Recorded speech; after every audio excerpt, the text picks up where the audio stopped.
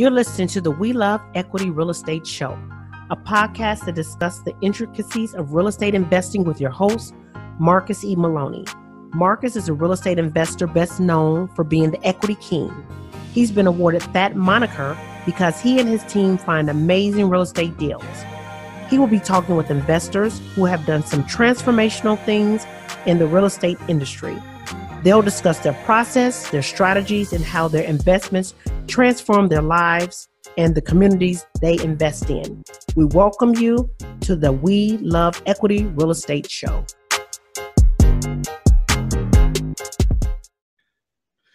Hello, We Love Equity Real Estate family. Thank you for joining us for another show. On today's show, I have a Midwesterner, I have a wholesaler, fix and flipper, all-around good guy. So we're going to take a deep dive in with Mike Simmons. Mike Simmons is from the Detroit market. Like I said, he's a fix and flipper that's doing tons of deals in Detroit. He's not a scatterbrained guy where he's trying to go shallow in a bunch of areas. He's focused on that Detroit market. So all of my Detroit people, you better get on here, you better listen and get some words of inspiration and knowledge and wisdom from Mike Simmons. So Mike, hey man, welcome to the show. Talk to all of our Midwesterners, talk to all of our people across the nation, man. Introduce us to Mike. Tell us who you are and what you're doing. Yeah, thanks for having me on. First of all, I appreciate it. I am a Midwest guy, and you know we're a little different in the Midwest. I don't know, it feels like a little harder working, maybe a little bit more grounded. But yeah, man, I'm born and raised in Michigan. Live a little north of Detroit right now, and all my deals are done in and around the Detroit market. So, been doing this for about 12 years. You know, my family was union mentality, automotive. You know, Michigan is very heavily automotive. They worked in the automotive industry, and the goal for me was to be in a union, to be working for like Ford or GM or somebody like that was really what I think my parents really wanted. So out of high school, I got a job working for UPS, right? Not the automotive industry, but still union. So they were happy about that. Working hard. You know, my dad loves nothing more than to hear that I worked overtime and worked the weekends, and like he loves that stuff. I don't necessarily love it, but he did. So working at UPS, working hard, got that job when I was, I think, 18 or 19. And by the time I was 24, I had to go to the chiropractor 3 times a week just to get out of bed. My back was so jacked up. I just hurt myself. I was doing everything wrong, being a 20-year-old and lifting things wrong, and just really hurt myself. So I had to get out of there. I couldn't do that the rest of my life, I found out. And then I actually did go in the automotive industry and started working in sales and some other things, sort of mid-level management stuff. Went back and got my college degree because right out of high school, I thought, I don't need a college degree. I'm working for the company I'm going to retire at, you know. But I went back and got my degree because I knew I needed something to market myself. And I was on the corporate path. That's what I wanted to do. I wanted to rise through the ranks in the automotive industry, and that was what I was going to do. And, you know, I did all that. I got my degree, worked. I had a pretty good job and making pretty good money, but I was miserable. Like a lot of people, I was miserable. Man, I just hated it. And the people I worked with were miserable. And the people older than me that were at a higher, you know, position, whatever, they were miserable. Like that's where I was trying to get. And they were miserable, you know, and I saw those guys running around like crazy, working crazy hours, you know, neglecting their family and bad health and anxiety and all this stuff. And I didn't want any part of that. So I started thinking about how I could invest. And I didn't even think about real estate. I just thought investing means stocks and the stock market and day trading. So that's what I started investigating, day trading and stocks and into the stock market and trying to understand that whole game. But after doing that for a few months, I was like, I hated it. I would always start off looking at like stock market reading and things, kind of things. And I would end up on like ESPN.com. I just hated it. I couldn't stay focused, you know, and I would gravitate to something that was interesting for me. But eventually when you Google investing and investing for retirement and savings, you'll stumble on real estate. You'll find it eventually. Absolutely. And I did. I found it. And I fell in love. Like I couldn't get enough of it. Like unlike stocks, like I didn't want to go to the sports sites and all these other things because I was so interested in reading about real estate. And I read success stories. I bought books. I went to seminars. Like I was a junkie for a while. Like I couldn't get enough of it. I was just absorbing. And the problem that I had, and this is a lot of people I think can identify with this, I wanted to do it, but I was in this like paralysis analysis. I kept trying to learn more and more, and I was afraid to get started. And I did that for about 5 years. It took me 5 years to get off my butt and stop thinking about doing something and actually do it. So, people who are sitting at home or listening to this, driving or whatever, and they're like, yeah, I want to do it too. I just haven't done it yet. I feel for you. I know what that feels like to be in that spot. And you start beating yourself up because you're not doing it and you want to do it, and you're not anything you want to do that you're procrastinating or putting it off or you're afraid, start makes you feel bad about yourself. And I felt bad about myself. So I finally got my first deal done in 2008. So right Mike, when everything crashed. Before we get into your first deal, few things you said there that was very key. Yes, Midwesterners, and I'm not just saying just for Midwesterners, but we have that mindset of you grind it out, you work, you do whatever you have to do in order to make it happen. And my dad, he was a union guy with U.S. Steel. So he was in the steel mills, and that's what he preached to us, get a good job, work overtime, set your family up for life, and you'll be okay. You'll retire, once you're 65, 62 years old. And what happened with my dad was the union shop, they did some union busting, and then he lost his job and had to switch to another steel mill. So it was like after the 20 years he put in, now he's back down to ground zero. And from that, he harbored a bunch of resentment, and he hated it. And I was like, well, that's definitely not the route that I want to go, where my mom on the other side, she worked as a nurse, and she just quit her job and went into entrepreneurship and was making, tons of money doing good things, So it was like, okay, do I take the union side, and go through this heartache, or go the entrepreneurial route, So I chose the entrepreneurial route. But another key thing that you said, Mike, was, you fall into that lull of analysis paralysis, where you're looking at it and you're trying to decide, should I do that? Should I do this? And one thing that I've been studying up on just lately is making fast decisions, making hard, fast decisions, because when you don't make a decision, that is a decision. And it's prolonging your growth. I rather make the decision and fail and know that, okay, that was the wrong decision. Now I can go and make the right decision versus pondering all that time. Should I do it? Should I not do it? Should I do it? Should I not do it? So I heard that in your comment because, that was some of the things that I struggled with. So I just wanted to kind of get in there and let people know, guys, you're listening, make the decision. No matter what the decision is, jump out there and do it. And if you end up making a mistake, guess what? We all make mistakes. You brush yourself back off and you get up and you now make the right decision and go forward. So now, Mike, jumping into real estate investing, you went through this whole analysis paralysis. Tell us about this first deal. Tell us how you got into it, what you did. Yeah. So the first house I ever had an accepted offer on, I was trying to finance it through a mortgage company, and it was a small, local, tiny, one location mortgage company. And I got the loan approved, and I was waiting to get to closing. And this is 2008 now, right? A lot of companies are struggling, and the mortgage company went out of business, and I lost the deal. Couldn't close on it, couldn't get money together fast enough, and I lost it. And I was crushed. But a couple of months later, I got another deal or another offer accepted on a house 1 street away, same neighborhood, almost the same house. The difference is a couple months later, that house was half as much. So I got the house for half of the price that I was going to pay a few months earlier for another house, which means like blessing in disguise. I would have gotten burned on that first house because house prices were plummeting. They were going down fast at that time.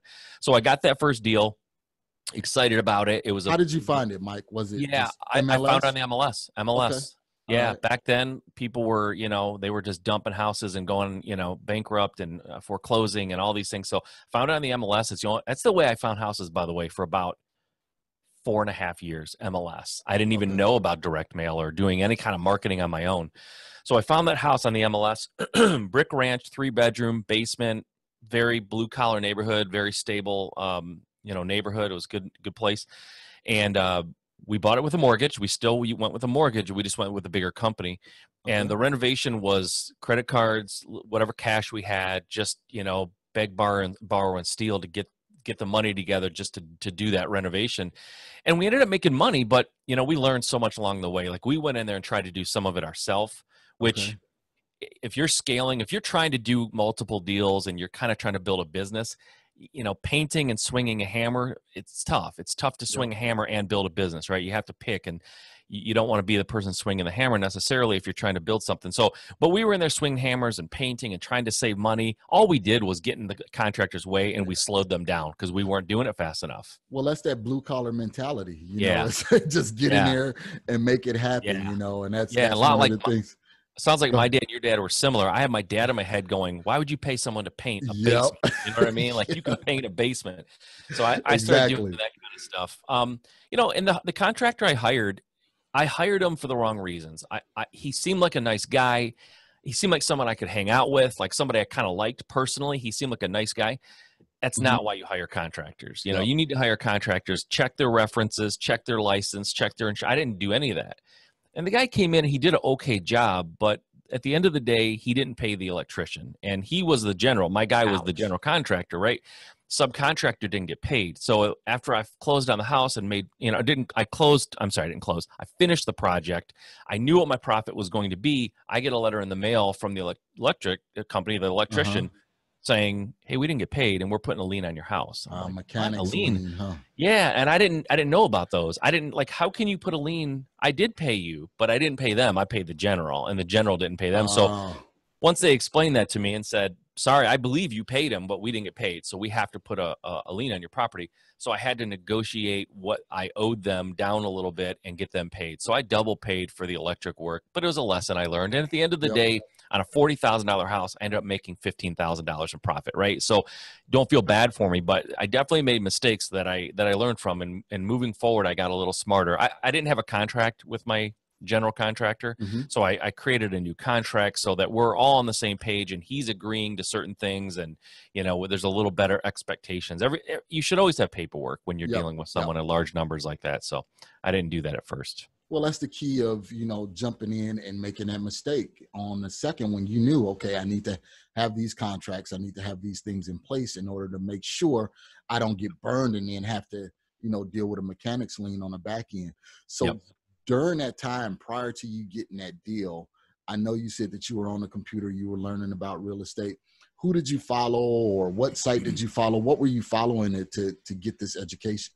So there were local RIAs. I just went to my local RIA. There was a conference that was held in my market. It was put on by a woman named Wendy Patton. She's been around forever. She's like a lease option person, but she would call in some national, kind of guru type people to talk.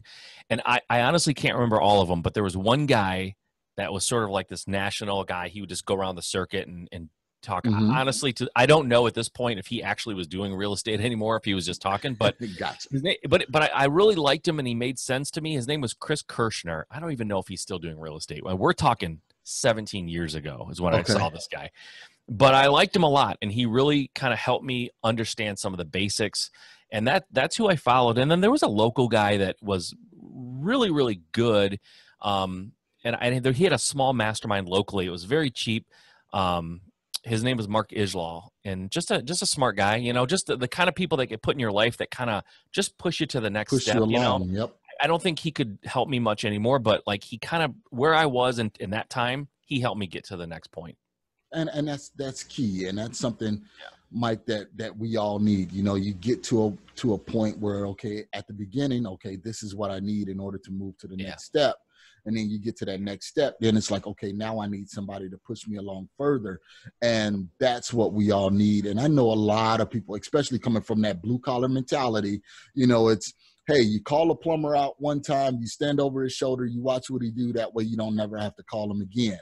And that's the way some people take as an aspect to real estate is, hey, I'm going to go on YouTube, I'm going to learn all I can, and then I'll get out here and I'll do it myself.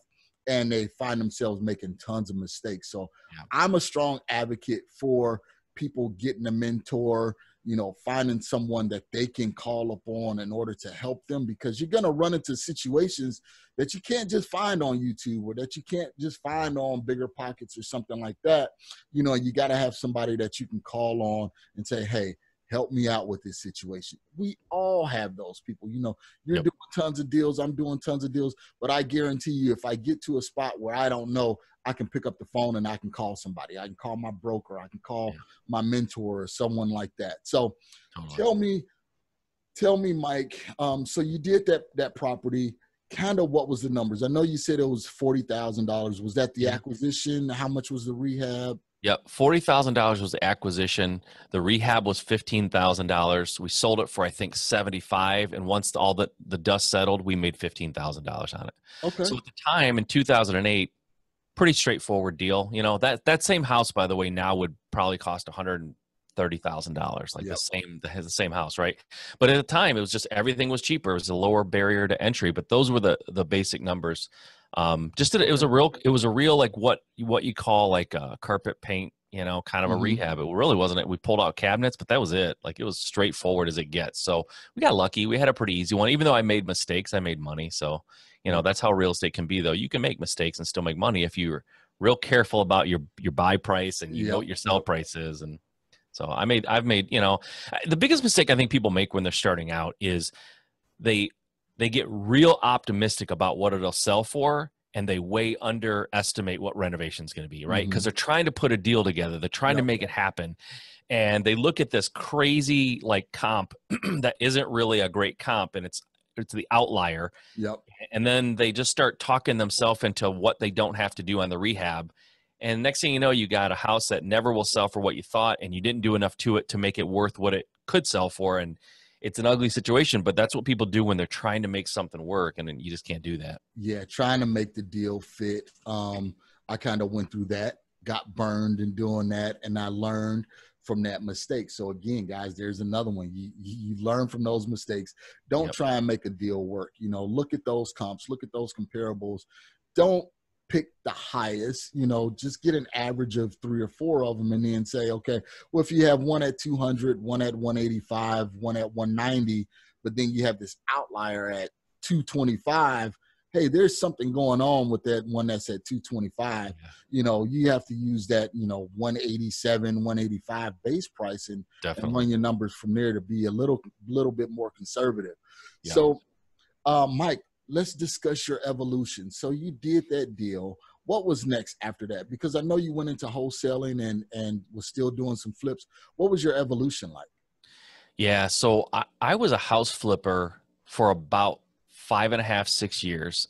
I didn't even know what wholesaling was. So after that first deal, my wife and I were kind of partners on this. We were both working full time, by the way, but I would find the properties, I would get the contractors, I would, you know, work with them, negotiate prices and hold them accountable, and I would get it sold. And my wife handled everything else, like getting insurance, getting the utilities turned on and off, going to closings, all the stuff that I hate, she's really good at. So it was a good partnership. So after that first one, we made money. My wife's super conservative too, and I'm not. I have no fear of spending money. So we did that first one, and she was like, she's conservative, but she's not stupid. She saw what we made and knew that we didn't even know what we were doing, and she's like, let's go, let's do this. So I started looking for my next deal immediately. And at first we'd find a deal, we'd renovate it, we'd sell it, we'd look for another deal, right? Yep. But that's a slow burn, and I'm impatient. So next thing you know, I'm making multiple offers on multiple houses, and we're getting multiple things accepted. And, you know, we started going down that road, and eventually, you know, there's ups and downs. Like, things happen when you're in real estate, right? There are mistakes that are made, and there's contractors who kind of flake out, and deals go wrong, and all these things happen. And the roller coaster of that early years just got to be too much. And she's like, you know what, my wife, she's like, you're good. You know what you're doing. I trust you. You don't need me, really. I can't sleep sometimes. Like, this is making me nervous. So she goes, just do your thing. You don't share the details. I'm happy for you. Like, I'll support you, but I don't want to be involved. And honestly, once that happened, that's when things started to go fast for me, because she was the one saying, quit making offers. Don't make any more. Like, we can't handle. Slow down. And I was always like pushing on the gas, right? So she backed out of the situation and said, I'm just going to she's a school teacher. She's like, I'm just going to teach. You do real estate and we're good. And man, things took off. I was making offers like a crazy man and getting things accepted. I was building my team. I was raising money. It was going great. But the mistake that I made in the foundation that I had was shaky, because I had one crew, one general contractor who had his subcontractors, right? Not the first guy, is different than the first house. I found another guy, and he was doing good for me, and I had a realtor, and the realtor was in charge of finding deals and giving me my ARV, telling me what it'll sell for, and I totally relied on him. Didn't double check him, didn't learn how to do it. I just let him do his thing. So we got to a deal that I had bought. I think I bought this house for I bought it for $65,000. I was going to put 40 into it, and it was supposed to sell for 145. And the realtor, by the way, it was in his neighborhood. Like, he lived in the neighborhood. He's like, I know it will sell for 145. Shouldn't be able to get that wrong. No, like this should be like gold. It should be solid. And I brought my contractor in. He quoted it, like typical deal. Like, it looked like it was going to go like every other deal. Somewhere in the middle of the process, my contractor started kind of acting strange. He was giving me receipts for stuff he didn't do. He was not showing up on the job. And anyone who's hired contractors and done flips, you know what I'm talking about. You have this contractor that seems great, that you do 4, 5, 6, 7, 8 deals with them. Everything's fine. Somewhere on that 9th or 10th deal, sometimes they just start flaking out. Now, who knows? He might have had personal problems. He might have had money problems. I don't know. But he went sideways on me. And so I knew when the job was done, I could not continue to use him because he was being unethical. And then at the same time, when I put it on the market, it was crickets. We were getting nothing, no offers, nobody looking at it. And I went back and asked somebody else to do the numbers for me, like double check the numbers, because I still didn't know how to do it, believe it or not. And they're like, man, this is way overpriced. Like, there's no way. There's no comp that supports what you're doing here. Wow. And so I ended up breaking even on this deal where I should have made $20,000, $30,000. I ended up breaking even. So I was like, my realtor didn't apologize. He wasn't, he wasn't feeling bad. He basically said, hey man, it happens. It happens, whatever. And I was like, no. So that's your one job, is to tell me what things will sell for. And this is in your neighborhood, by the way. You should know what prices are in your neighborhood. So I knew I was probably going to have to figure out ARVs and find somebody else to help me in that side of it, and a new contracting crew. But at the same time, I still had opportunities coming to me and deals that I could sign. And I'm not someone who doesn't sign a contract when I know that I can make money on it, right? Yeah. I always had the impression, like, I'll figure it out. Like, I will figure out what to do. I'm not going to burn anybody, but I will figure it out. So I got a deal under contract, and I had no crew, and I had no realtor, and I didn't know what I was going to do. So I called a friend of mine who was a house flipper, and I knew he needed deals. I knew he was struggling to find opportunities. And I told him what it was. Mike, real quick, before you go into that, I just wanted to cut in here. So that's the power of one. And this is what I try and tell people is the worst number in business is one, because you hinge everything on that one contractor, that one realtor to run those numbers. And when they flake out, now you're back to ground zero, and so be it. You had that contractor, you guys were doing, multiple deals, getting things done, but you do come to that point where they start becoming more complacent. They're like, okay, well, I know Mike, he's going to, allow this. We'll still continue to do more deals. And on the other side, you're like, okay, I got to find somebody else. This guy is not doing everything right. But at the same time, I need him to finish this project, so guys, just remember that power of one. That's the worst number in business. You always want to try and have someone or something on the back burner. So if you have one contractor, you still want to network and find other contractors and say, hey, you know what? I got a guy right now that's pretty solid, but we're looking for somebody else on our team. You start vetting those guys. That way, if a project do start to slip or a contractor do start to drop the ball, you can pick it up with somebody else. So I just wanted to kind of jump in there real quick and make that statement known. So go ahead. I'm sorry. That's good. And the reason I'm telling this story is it is my evolution. It's where things turn for me. But I will say the power of one, absolutely right. Take the lead from sports teams, right? Baseball teams have farm teams. They have farm teams for a reason. Football teams have practice squads. They have it for a reason. You need people on the bench that you can go to when things aren't going well with your A player. So I totally agree with you. That's a bad number one. So in this deal, I said I had this buddy who's a house flipper. He needed deals. Presented the offer to him. I bought the house for $95,000, or I had it under contract for $95,000. Okay. I said I'll sell it to you for $110,000, and he did his numbers. Came right back to me 10 minutes later. He's like, I'll take it. I was like, man, I just made $15,000 like in an hour. Like, that was awesome. So the next deal that came, called the same guy, did the exact same thing. He's like, I'll take it. And I was like, whoa, this is awesome. So instead of finding a new crew and a new realtor, I switched my model. I started wholesaling from that point forward, and I still do flips here and there. But I mean, if I do 100 deals, 96 of them will be wholesale deals, and 4 of them will be flips in a year. Like that's kind of my numbers. So, yeah, mostly wholesaling, and that's why I switched. It was just like a fork in the road. I had to either build my team back up and go back to flipping, or keep doing this wholesaling thing, which I loved. I loved it when I did it. I like the speed. I like that velocity. Yeah. And that's kind of one of the things that I tell people is, and I wrote a blog on Bigger Pockets, and I caught a lot of flack about it. You know, I was saying, hey, I would rather wholesale versus flip all day. I said, yeah, you may flip and make $45,000, but I can wholesale the same property and make $40,000 without the headache of dealing with contractors, hoping that I put it on an MLS and it sells, plus carrying costs and all of that kind of stuff. You know, so I said, hey, take the easy way out. You know, sometimes if you have to skim a little bit and you don't make that extra $5,000, so be it. Make the 40, move on to the next deal, you know, because by the time you do that flip, you're holding that property 3, 4, 5 months. Wholesaling, you could have done 6 deals in that time, you know. So guys, just listen, you know, I know flipping is very attractive. You know, you see it on HGTV and everything like that. But sometimes when you run the numbers, you can make the same amount of money on a property wholesaling it as you would flipping it. So go ahead, Mike.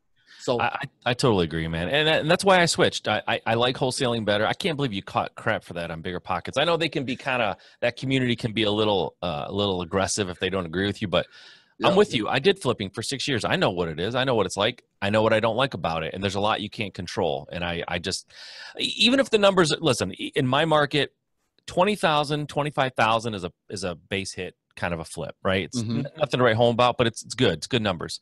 So even if I can make 15, right? But I can make that 15 4 times by the time you flip that deal easily, right? Exactly. So at the end of the year, I'm going to do much better wholesaling than I would flipping. And I have more control over the process. Yeah. And you start flipping, you know, I know for me, especially at the end, right before everything kind of went south on my flipping with my team, I had a couple of incidents where an appraiser came out and just destroyed my profits. I mean, appraisers, God bless them, man, but they can just take money out of your pocket like a criminal. So I had appraisers really burn me on a couple of deals, and there's nothing you can do. Like there's not much higher authority you can go to. So yeah, I liked getting myself out of that. And there's nothing wrong with flipping houses. It's awesome. I know people who do it and they're very successful. It's just, I like wholesaling better. Well, I got a quick comment about appraisers. It's funny that you talk about this because I was flipping a deal to an investor last month. So during this coronavirus, everything like that, we were still doing deals, and we had this property done the ARV. I know the area, you know, like the back of my hand. I know the numbers, and the appraiser came in and lowballed the appraisal by like 50 grand. Yeah. So I said, dude, you better talk to that appraiser. I said, because those numbers are not right. And lo and behold, it was the lender, because of everything with the coronavirus, the lenders were scaling back and being more conservative. So they was making the appraisers be more conservative. So he missed out on a deal that could have netted him 50K at the end of the day. We ended up wholesaling it to another guy, and he's in there doing the work right now. And he said, yeah, those numbers are pretty solid. But like you said, those appraisers can really tear a deal up on the front end when you're trying to get financing, and on the back end when you're trying to sell. So like you said, you know, with flipping, you have less control, you know, versus wholesaling. So now you're doing this wholesaling. Now you're trying to scale up. What's going on with you scaling up, Mike? Yeah. So the number one thing for me to scale up, and this is really the basis of the book that I wrote, because it's all about, to me, it's all about not just scaling for the sake of scaling, but scaling without creating a nightmare business for yourself. And you can get big and have this monster of a business where you're running around and you don't like the people working with, like you can make a mess of a scaling business. But for me, the 2 things that helped me scale effectively was hiring the right people, bringing people on my team, and creating processes and systems. Because prior to that, I got a new deal under contract and started flipping it. I would go to Home Depot and pick out all new cabinets, all new, like I had no process. Like every time I did it was like the first time I had ever done it before. I wasn't repeating anything to make it a little more efficient. So creating processes and systems is absolutely where it's at. And then, people don't want to hire because I had this thought when I was kind of trying to start scaling is I need to bring people on because I know I can't do it all myself anymore, but I'm not big enough to bring people in. Like I don't have a big enough operation, but I can't get a big enough operation unless I bring people in. It's like this circular logic that doesn't work. So what I had to learn how to bring people in a way that I could do it. And I know everyone can't just carry a payroll. I get that, but there's creative ways to bring people on your team. There's for example, I looked at my situation and there was a bottleneck in a couple of areas. The first bottleneck was like answering phones. I don't like answering the marketing calls. Like I'm just not good at it. And I procrastinate. So I hired someone to answer phones for me. Once I had hired someone to answer phones, I wasn't afraid to turn the marketing up because I knew I didn't have to answer the phone. Somebody else who was better at it than me, by the way, is going to do it. And then I realized, okay, now we're getting more leads, more opportunities. I'm not the best sales guy in the world. I'm okay. It's my business, so I go out there and do what I have to do, but I'm not the best sales guy in the world. So I found someone who had a full-time sales job. It was outside sales, like he was on the road locally all day long. He was great at what he did. He had free time during the day, and he's like, I could go on appointments for you during the day, like 1 or 2 during the day, and still do my job great. And so I hired him, paid him commission. I only paid him when I closed on a deal, so there was no salary really. And he was still crushing at his day job, and it worked great. He eventually quit his day job and came aboard full time. But that's how I started. It wasn't crazy salaries. And the person answering the phone could be a VA. It could be a VA overseas, or you're paying them $4 an hour to answer your phones. And it just isn't, it doesn't cost as much as people think that it does to get started. And the minute you free yourself up of one responsibility, you open up the opportunities to work on finding better deals, raising money, whatever it is you need to do as an owner. You can focus on that and not do the stuff that you can pay someone $4 an hour to do or pay someone commission to do for you. Yeah, and again, it goes back to that power of one. When you was just getting started, it was just you. You were answering the phones, going on seller appointments, trying to find buyers, doing disposition, signing contracts, meeting with the title company, all of that kind of stuff.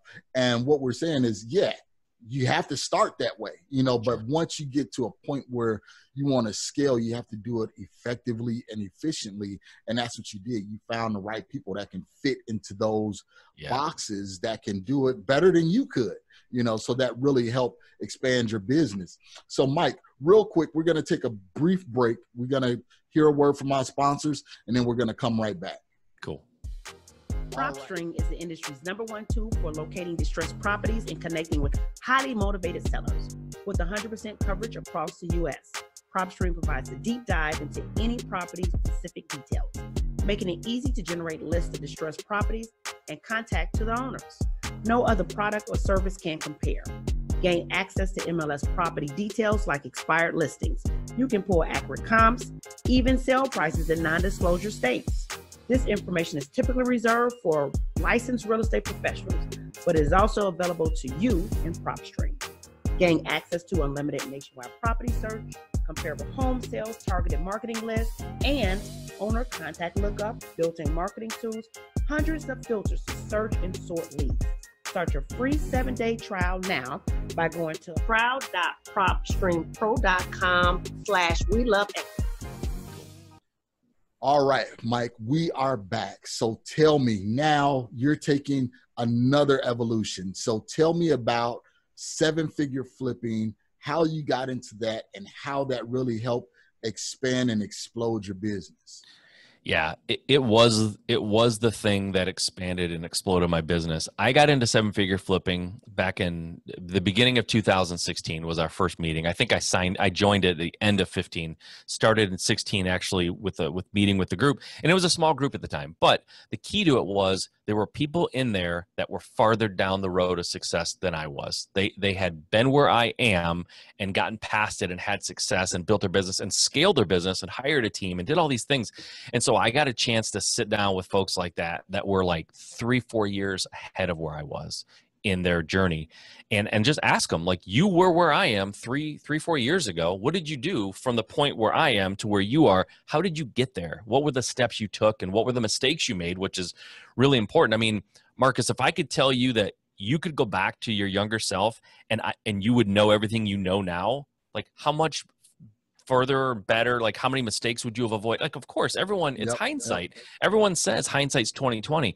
Well, when you join a mastermind, the right mastermind, and you surround yourself with the right people, like I did, you get 2020 hindsight in real time. So he was telling me, like, this is what I did, exactly what I did to get where I am.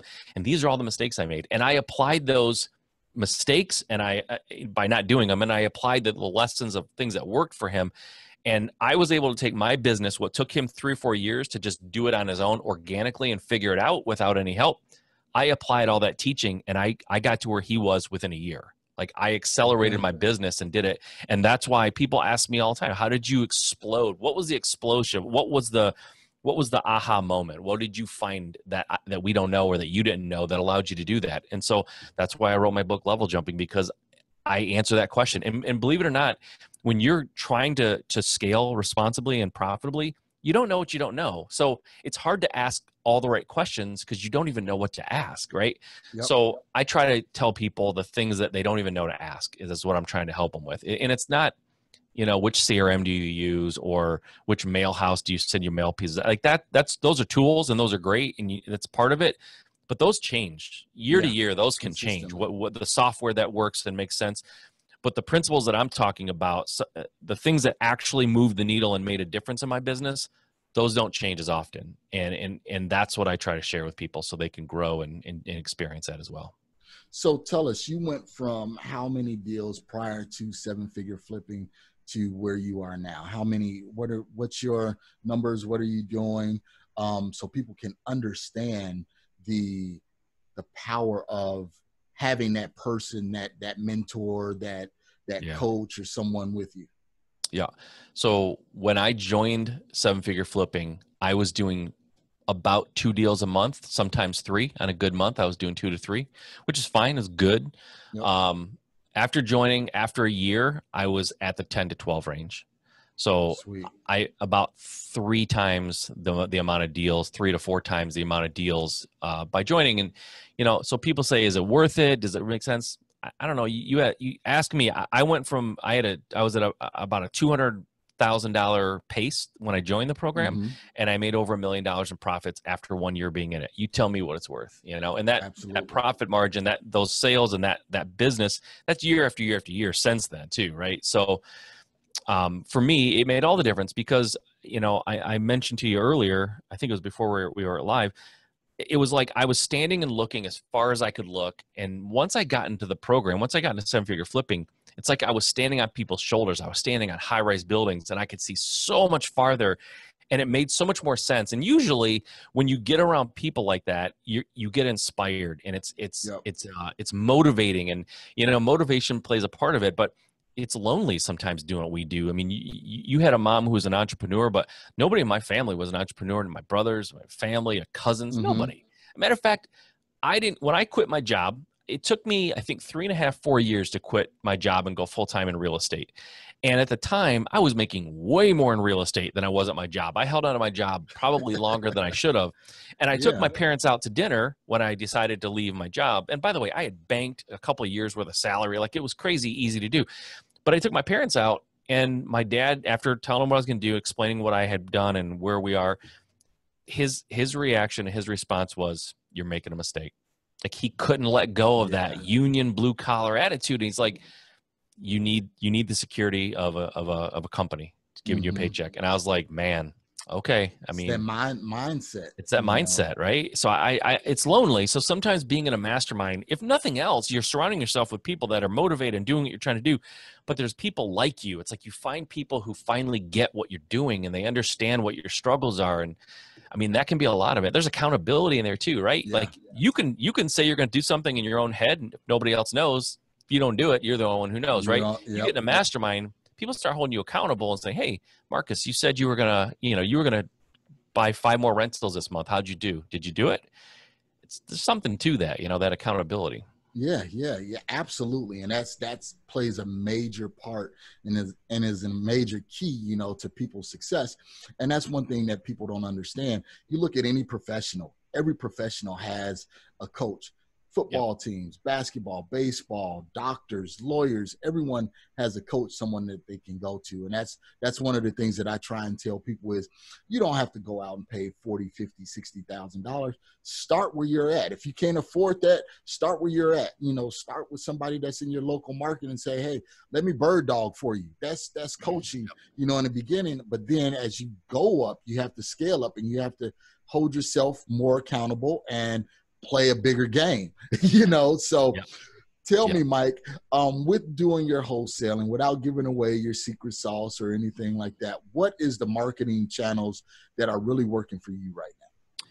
Man, I don't think there is secret sauce. I'll tell you everything I do. I won't hold back at all. So traditionally, over the last 5 years, direct mail has been the #1 source of deals for us. Since the coronavirus, our direct mail took a hit. I think in Michigan, at least, I don't know about where you are and how it affected people, but I think people there was a point where they were afraid to even touch their mail because they didn't know what they could touch. So I think direct mail took a hit for that reason. Now, we also use pay-per-click, Google AdWords. Pay-per-click leads have surpassed our direct mail. And we scaled back our direct mail quite a bit too because it just wasn't performing. And by the way, part of scaling is knowing your numbers, watching your metrics and your KPIs. So I knew what was working, what wasn't working. So we leaned into PPC a little bit more. And also because I know people are sitting around, they're on their phones more, at home with a lot more downtime. We really ramped up our text messaging campaigns and our ringless voicemail campaigns. And those have been going great. And we actually started a new cold calling part of our marketing that we didn't have before. So we're leaning hard into like text, ringless, pay-per-click, and we scaled back our direct mail for the time being. So that's what's working for. And by the way, pay-per-click is the highest ROI, most deals right now that we're getting is coming through pay-per-click. Okay. And I can attest to that because we virtual wholesale and we saw our direct mail take a big hit. It's like it just absolutely stopped. And we were doing things in Chicago, which is neighbors to Michigan. Direct mail was going good. Here in Phoenix, direct mail wasn't so good because, so many people out here were doing it. But in Chicago, it's like, okay, let's focus on the direct mail. And then it come, March, just stopped. Phones just stopped ringing. Everything went silent. And we had to pivot like you guys did. And we went to the text messaging. So that started working for us. And we're like, okay, well, it's cheaper to do the text messaging. You get a higher volume of calls. Yeah, sometimes the leads may not be as good, but once you funnel through them, you still make money and you have a higher ROI. So just wanted to ask you about that pivot, when it came to coronavirus, because that's some of the things that we had to do. So how are you guys navigating? Because I know some of the people are going through this. How are you navigating seller appointments, due to coronavirus? Yeah. So we do buy houses that are vacant. So in that case, it's pretty easy. The person can come and let us in and we can walk through the house and do what we have to do. But we're getting better and we're really trying to sharpen our skills at closing over the phone, which is something I told you. I hired a sales guy a while back. He's still with me. I partnered with him, but he's really, really good. And I have always resisted closing over the phone. Now, I know virtual wholesaling, I'm sure you do that. Maybe you don't, but that's a lot of virtual people do that. I was always against it because I thought, wait a minute, I've got what I think is the best salesperson in my market. Why would I not have them face to face? Because I know he's a killer when he's on an appointment. So I always fought it. Now with the coronavirus, we don't really have a choice. So we started closing more of the phone. And one thing that you can think about, if anybody out there is feels the same way, I think I'm better in person. That may be true, but you got to consider drive time, the time that you're in their home. If you can make 3 offers a day going to physical appointments, you can probably make 10 offers a day over the phone, right? So maybe those aren't the exact numbers for everybody, but the point is you can make so many more offers, which means you should get more accepted. Even if the success rate's lower over the phone, which it's debatable, maybe it is, maybe it isn't. The volume is so much higher. You can do many more offers. So at the end of the day, you should be able to do more deals over the phone. So I think we're going to probably stick with that in a lot of cases, unless my sales guy gets the sense on the phone that he has to go there in person to take it down, then he'll go in person. But we're going to try to do more over the phone. So what we do, Mike, just to give you a little insight when making that transition is when we talk to the sellers, we offer them a range. Let's just say, we'll say, okay, sight unseen, without seeing your property, we can offer you between $40,000 and $55,000. This way we can gauge them to see if that's within their price range, because you don't want to send someone out to the house if, you know, your offer is going to be around $45,000 and they want 90 for it.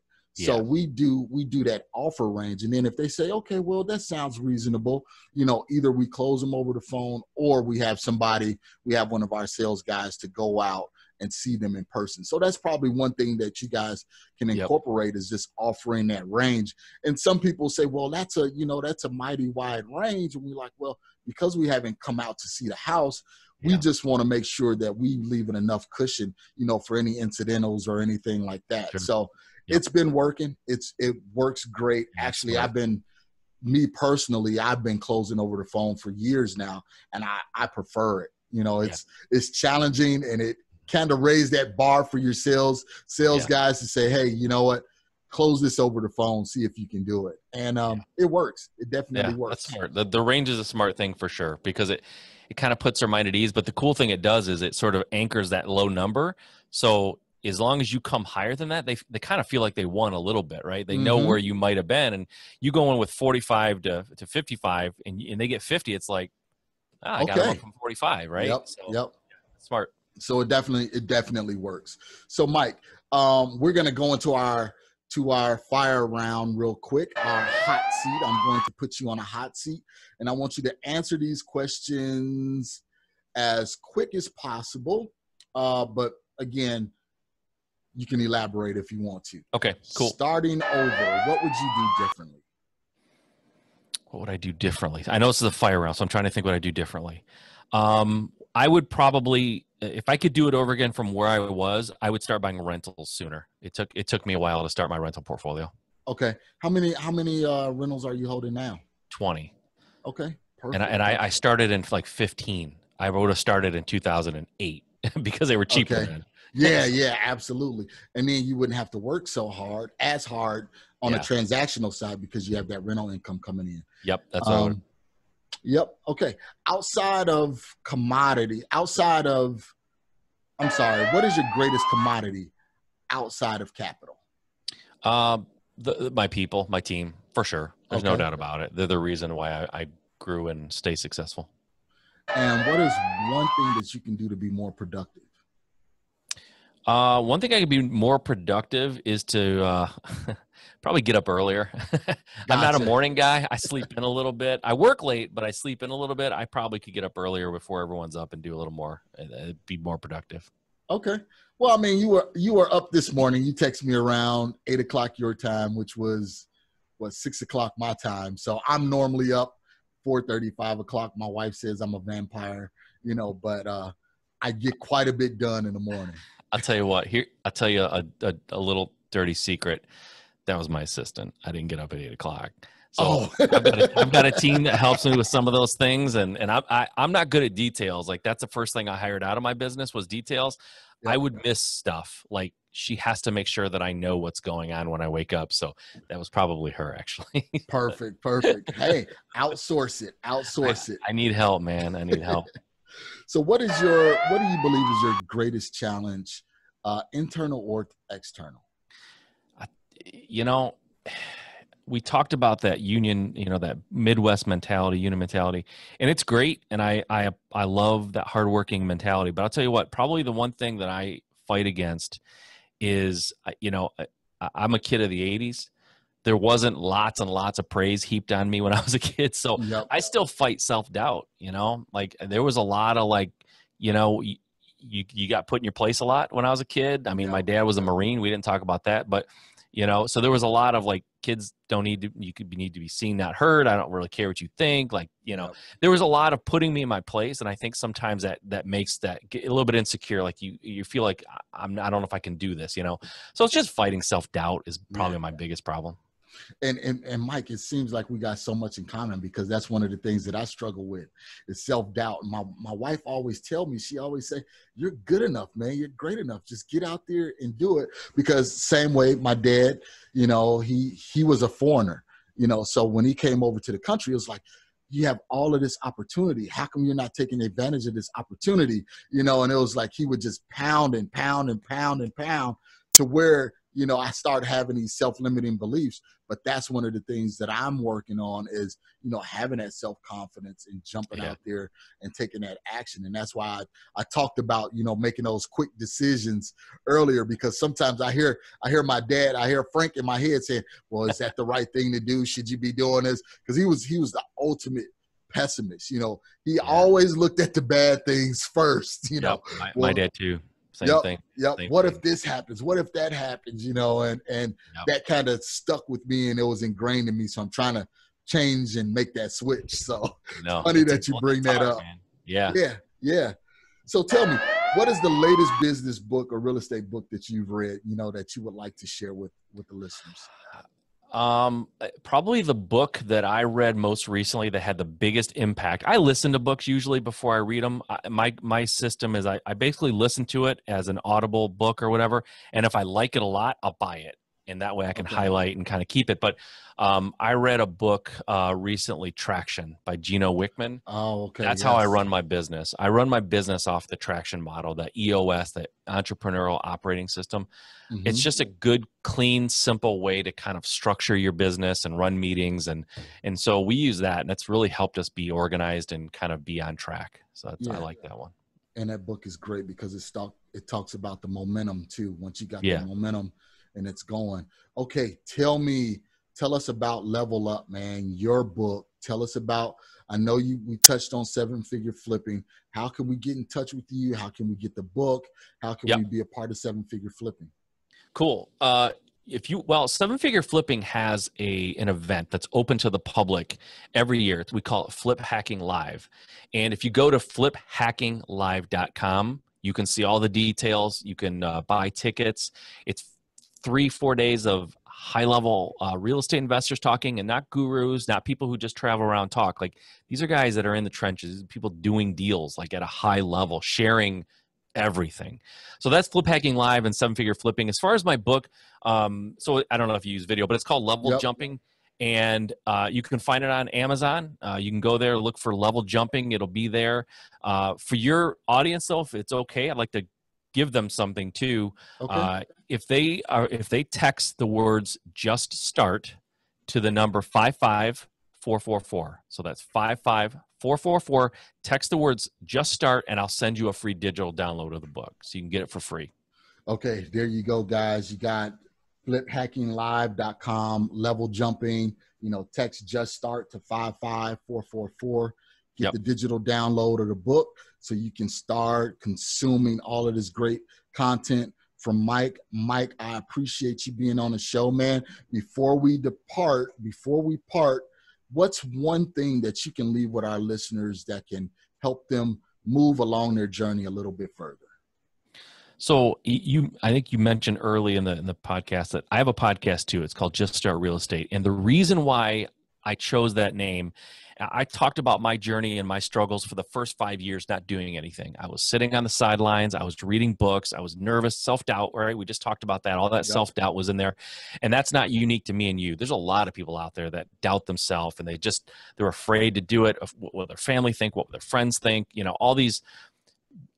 I listen to a lot of leaders, a lot of like successful people. And at the end of their interviews and when they talk, almost invariably they would say, what's some advice you could give to somebody out there who wants to be successful? And they almost all of them said some version of just start. Yeah. And I think that's the thing, guys. Like, you can't steer a parked car. You cannot. So you're right now a parked car. You can't change direction. You can't get any momentum because you're just sitting there in the driveway. You got to start moving and you got to start. So I say get out there, learn enough to get going. And then once you get going, learn what you have to learn to get to that next step, and just keep putting that education in front of you, laying those tracks and moving forward. It just starts with showing up, right? Half of winning is just showing up. You got to show up. There it is, guys. You heard it from Mike. Take action, man. Just stop listening to so many podcasts and trying to debate and trying to analyze. Just start taking some action. Take one step at a time. So if you want to start wholesaling, Start learning your market. Start there. Start picking up the phone, talking to other wholesalers in your market. If you want to flip, start finding all, other flippers. You can easily find that. Go on Zillow. Look at the houses that have been rehabbed. Look down at the bottom. It says the realtors who's listing the property. Contact that realtor. Say, hey, you know what? Interested in getting started. I see you listing this house from a flipper. It's so many easy things that you can do to get started. So guys, listen to what Mike and Mark is saying. Just get out there and get started. So Mike, I really appreciate it, man.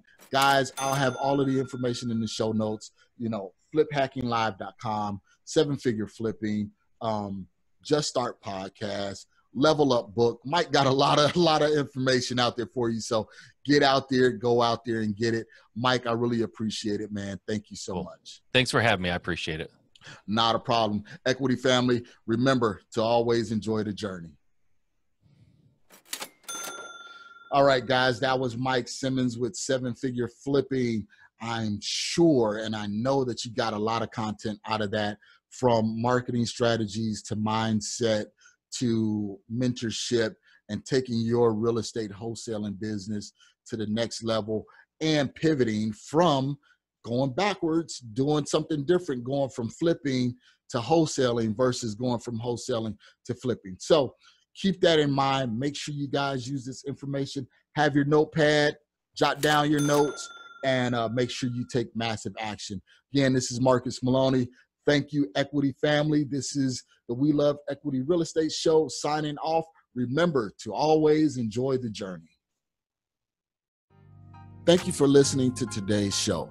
I picked up some great actionable items, and I'm sure you did as well. If so, let me know. You can always reach me via social media at facebook.com/MRCSMaloney, Twitter at MRCSMaloney, and of course, IG at MRCSMaloney.